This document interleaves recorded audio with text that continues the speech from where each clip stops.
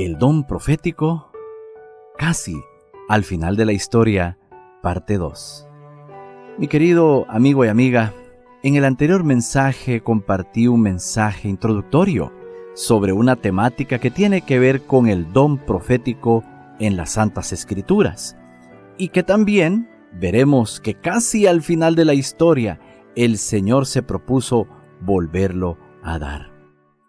Segunda Pedro capítulo 1 verso 19, de acuerdo con la Nueva Versión Internacional, nos dice lo siguiente: esto ha venido a confirmarnos la palabra de los profetas, a la cual ustedes hacen bien en prestar atención, como a una lámpara que brilla en un lugar oscuro, hasta que despunte el día y salga el lucero de la mañana en sus corazones.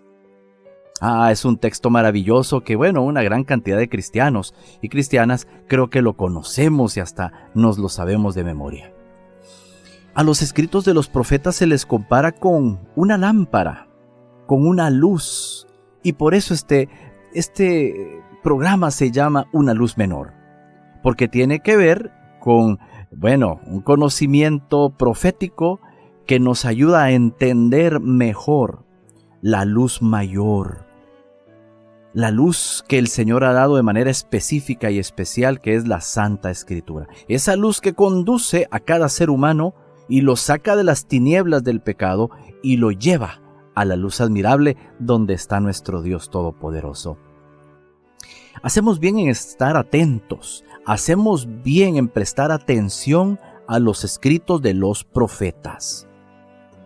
En una era cuando normalmente estamos más enfocados en el trabajo para salir adelante de los problemas de la pandemia, problemas económicos, familiares, en fin, en una época en que nuestra atención está en las noticias, en los asuntos sociales, necesitamos no perder de vista nuestra atención en lo que Dios dice, porque muchas veces como que pesan más los problemas y las situaciones que confrontamos a diario que lo que Dios tiene por decirnos. Si prestáramos más atención a lo que la palabra profética segura dice, estaríamos quizás haciéndole mejor frente a los problemas y desafíos de cada día. Ahora bien, más de uno podrá pensar que como la Biblia ya se terminó de escribir desde allá, año 100 después de Cristo, entonces como que Dios ya no necesitaría dar el don de profecía más allá del siglo I. Podrá pensar alguien, ¿no? Pero recordemos que el don de profecía no se daba solo para escribir libros que pasarían a formar parte de los textos sagrados de la Santa Escritura. No.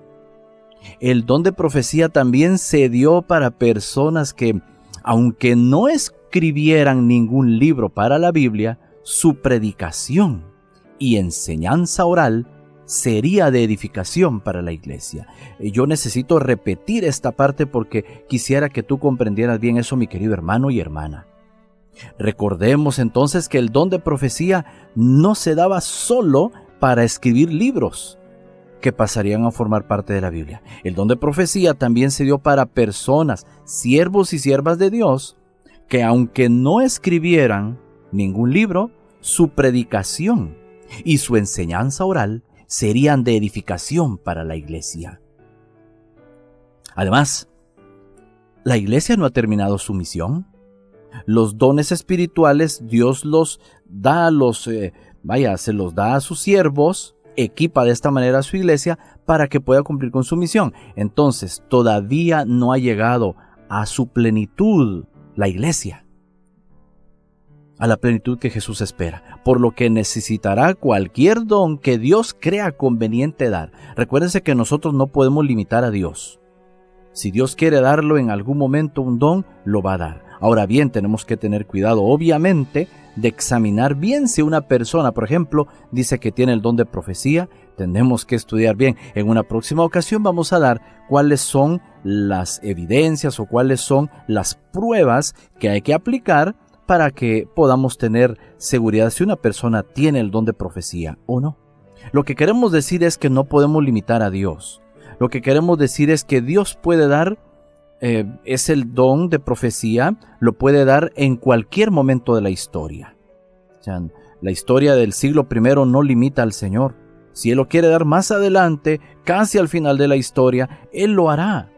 Y más si ya lo tiene profetizado. Y por eso nosotros estamos seguros que al final de la historia el Señor volvió a dar el don de profecía. Porque ya el libro de Apocalipsis, tal como vamos a ver, lo ha profetizado. Pero antes de entrar de lleno con esa parte de Apocalipsis, primero quisiera mencionarte lo siguiente. El don de profecía no se ha dado con la misma frecuencia ni con la misma abundancia que en la época apostólica. Sí, a lo largo de la historia de la iglesia cristiana nosotros vamos a ver eso de manera muy evidente, palpable. Después que murieron los apóstoles, hubo profetas apreciados por las iglesias hasta el año 300, según se sabe. Lamentablemente, de ahí en adelante no hay registros de la actividad profética en la iglesia, no hay más registros. Y recuérdate, no necesariamente los profetas tenían que quedar registrados en la Biblia, no necesariamente tenían que dejar un libro para que nosotros podamos creer en ellos. Mira, las 4 hijas de Felipe, fíjate, así nos dice el libro de Hechos, las 4 hijas de Felipe profetizaban y no encontramos ningún libro en la Biblia escrito por ellas. ¿Te das cuenta? Entonces, lo que la historia de la iglesia nos dice es que no hay registros de actividad profética en el resto de la historia, digamos, en la época medieval. Y es que la apostasía del siglo IV muy probablemente generó disminución de estos dones, y de manera especial el don profético en la historia. Pero que lo haya disminuido no significa que Dios lo haya eliminado permanentemente. El hecho de que el don de profecía no se siguió suscitando de manera continua, permanente, no significa que Dios se cerró ya de manera perenne en cuanto a dar ese don. Por supuesto que no.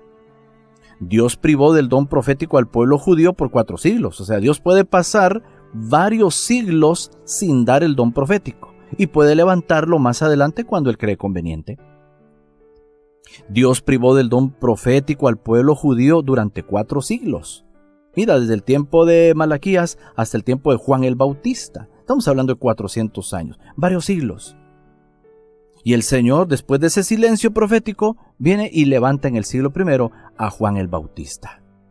Y luego, pues obviamente levantó a otros más en el tiempo de los apóstoles. Así como Dios levantó a Juan el Bautista con el don profético para anunciar la primera venida de Cristo, así también Dios levantó en su iglesia de los últimos días el don profético para anunciar la segunda venida de Cristo. Esto es importante, porque así como se requirió un profeta para anunciar la primera venida de Cristo, no sería extrañar que justamente antes de la segunda venida de Cristo hubiera también un don profético justamente para preparar a la iglesia, a toda una generación, a la generación que va a ver venir a Cristo en gloria. Esa generación estamos nosotros, estamos tú y yo. Si una nueva dotación fue necesaria para la primera venida, si una nueva dotación del don profético fue necesaria para la primera venida, otra muy probablemente es necesaria para la segunda, porque tan importante fue la primera como tan importante será la segunda. Es que el don profético es algo importantísimo en los planes de Dios, más de lo que las personas se imaginan. De hecho, la Biblia es el producto del don profético. ¿Qué haríamos nosotros sin la Biblia? Bueno, te hago esa pregunta para que valores cuán importante es el don de profecía. Y así como dio el don profético, por ejemplo, en el caso del tiempo de Moisés, fíjate qué bonito ejemplo, así como dio el don profético mediante Moisés antes de entrar en Canaán, así Dios impartió el don profético a la iglesia antes de entrar a la Canaán celestial. ¡Qué bonita analogía! Antes de que entremos en la tierra prometida, así como los israelitas, antes de que entremos en la Canaán celestial, el Señor quiere guiar a su pueblo por medio de un profeta. Así entonces levantó a Moisés para que los guiara para que los llevara, para que estuviera acompañándoles, asistiéndoles en exhortaciones, en instrucciones, siendo portavoz de Dios para que el pueblo de Dios marchara de manera correcta delante del Señor. Casi al final de la historia, Dios vio necesario volver a dar el don profético. Antes de que entremos todos en la Canaán celestial, Dios dijo, será necesario para ellos darles nuevamente una porción más del don profético. Y es así como nosotros estaremos hablando de ese don profético y lo que se produjo luego de ello, justamente para asesorar a la iglesia, para preparar a la iglesia y el pueblo de Dios para la segunda venida de Jesús. Bueno, y te dije de Apocalipsis, ¿te acuerdas? Te mencioné Apocalipsis. Bien, Apocalipsis 12 es todo un capítulo donde se describe, pues, el gran conflicto cósmico entre el bien y el mal. Y de manera especial se señala a Satanás. Se señala que Satanás es el gran enemigo de Dios y que comenzó su obra maligna, pues no en la tierra, la comenzó en el cielo. Apocalipsis 12 nos muestra el gran enemigo que quiere destruir al pueblo de Dios, a la iglesia de Dios, que tiene trampas y engaños para el pueblo de Dios. Entonces el pueblo de Dios necesita asesoría, necesita estar equipada la iglesia para hacerle frente a los engaños del enemigo en estos últimos días, casi al final de la historia. Satanás es un experto en rebelión, en violencia, en llevar la contra a Dios, en destruir, en devastar. Entonces, Apocalipsis 12 nos muestra que el enemigo ha hecho eso en el cielo y también, y ay de los moradores de la tierra, porque el enemigo está en la tierra. En primer lugar, Apocalipsis 12, al describir la obra del enemigo en la tierra, pues muestra su accionar encaminado a destruir a Jesús. Te das cuenta en esos primeros versículos de Apocalipsis 12, cómo es que el dragón, Satanás, hizo todo lo que estaba a su alcance para destruir al hijo que iba a nacer del pueblo de Dios. Intentó destruir a Jesús, intentó abortar la misión de Jesús, pero Jesús salió triunfante de la cruz del Calvario, salió de esa tumba victorioso, resucitó y ascendió a los cielos. No pudo contra Cristo Jesús. Entonces ahora la tiene contra la iglesia desde el siglo I, ya cuando Cristo se fue. Satanás empezó a hostigar a la iglesia. Y entonces Apocalipsis 12 nos muestra su ira contra la iglesia. Como no pudo contra Cristo, ahora intenta desquitarse contra su iglesia. En ese capítulo se presentan dos periodos incluso de persecución. El primero duró 1260 años, tal como dice Apocalipsis 12, 6 y 14. 1260 días proféticos que son años en sí, desde el 538 hasta 1798.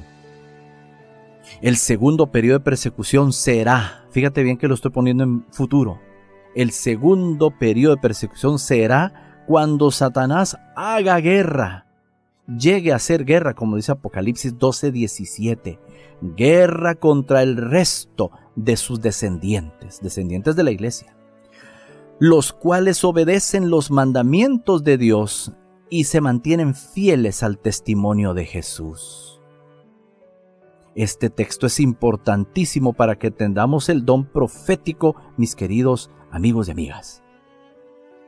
Esa última persecución que se está mencionando en el verso 17, la hará contra el resto de la descendencia de la iglesia. Ese resto o remanente es mencionado después del periodo de 1260 años. Significa que habría de existir después de 1798. ¿Por qué? Porque justamente es mencionado en la hilación de la descripción. Tú ves allí que esta guerra se va a dar y ese resto va a ser atacado después de esos 1260 años en los cuales la iglesia habría de estar sustentada en el desierto. Eso significaba cuando la iglesia fue perseguida en la época medieval. 1260 años de persecución fue perseguida la iglesia. Entonces, este ataque que el enemigo habría de hacer contra el resto de la descendencia de la iglesia, pues habría de suceder después de 1798. Dios lo levantó en el cierre del conflicto cósmico.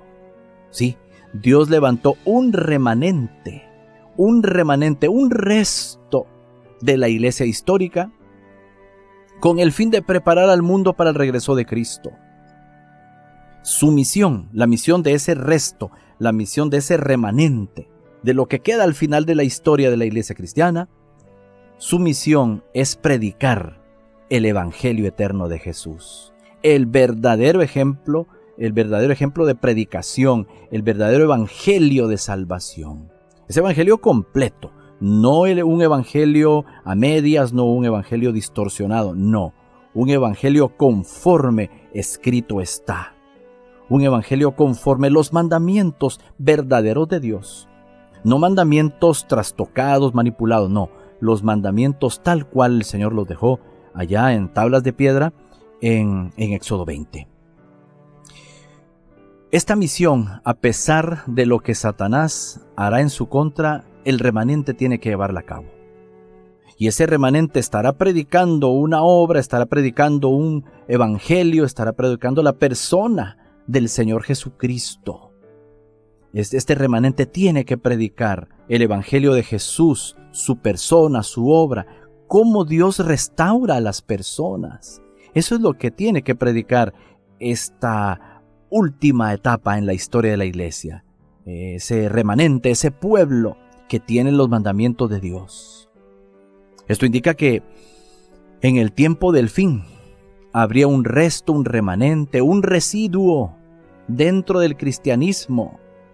Una parte del cristianismo que sí es fiel a los mandamientos de Dios, a la ley de Dios. Y es que lamentablemente, pues hay perspectivas cristianas en las cuales los mandamientos de Dios quedaron obsoletos. Hay perspectivas cristianas, teorías, que dicen que la ley de Dios ya no sirve.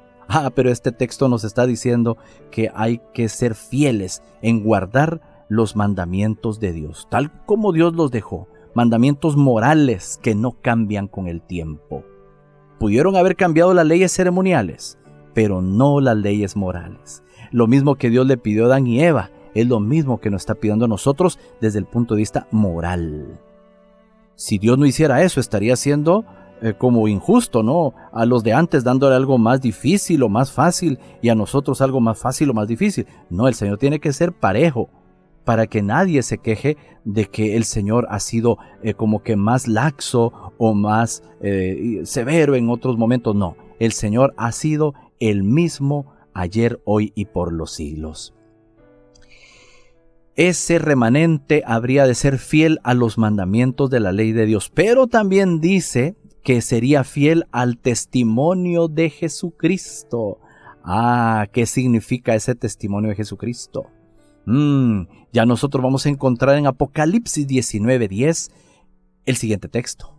El testimonio de Jesús es, fíjate el equivalente, el testimonio de Jesús es el espíritu de la profecía.